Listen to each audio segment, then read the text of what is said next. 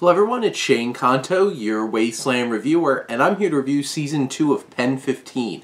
And this is a coming-of-age comedy that's on Hulu, which unfortunately just got canceled. So the second season is the last season, and it came in 2 parts along with a middle-of-the-season animated special, which was an interesting diversion. And that episode was a lot of fun, and I thought that was a creative choice.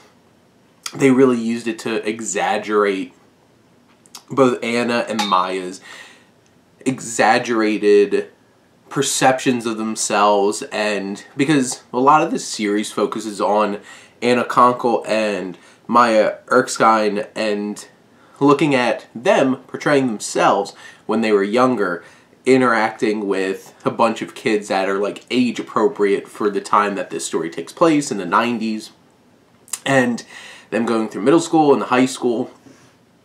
And these two, like Konkle and Erskine, are just so much fun together. They are so committed to these performances.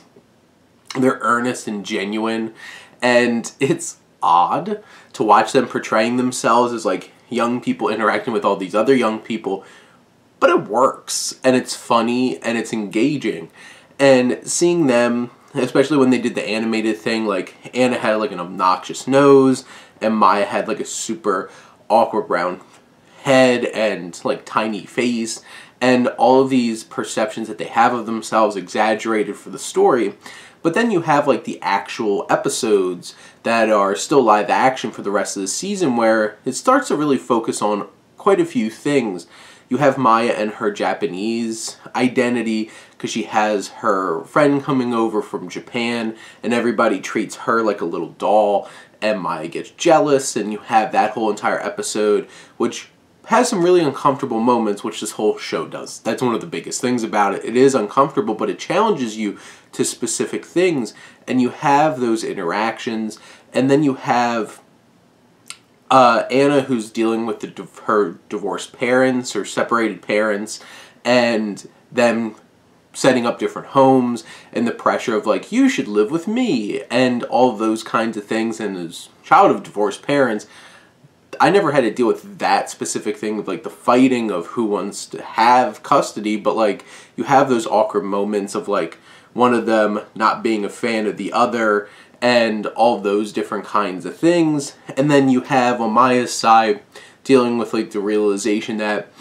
they don't make the most money, and you have Flannel Man Al Borland, Richard Karn as her dad, and you have all of those family dynamics, but also in terms of the actual coming of age stories, a lot of sexual awakenings in this. You deal with things like masturbation and them trying to get boyfriends, and it leads up to a really uncomfortable season finale, which I guess is series finale as well, of them getting pushed to some places that might be a little bit uncomfortable, and dealing with some new relationships. And it definitely pushes you there. Like PEN15 utilizes the fact that this is a Hulu show to push the envelope and do some bold and very specific and sexual things, but it does it in an earnest and meaningful way to portray the awkwardness of growing up and all these things. And this show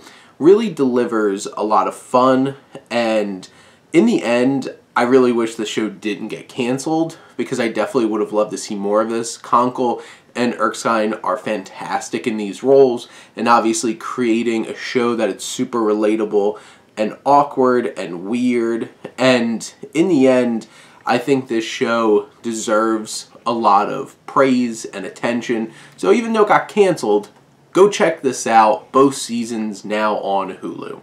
But those are my thoughts on the second season of PEN15. Let me know what you think, and let's talk some movies.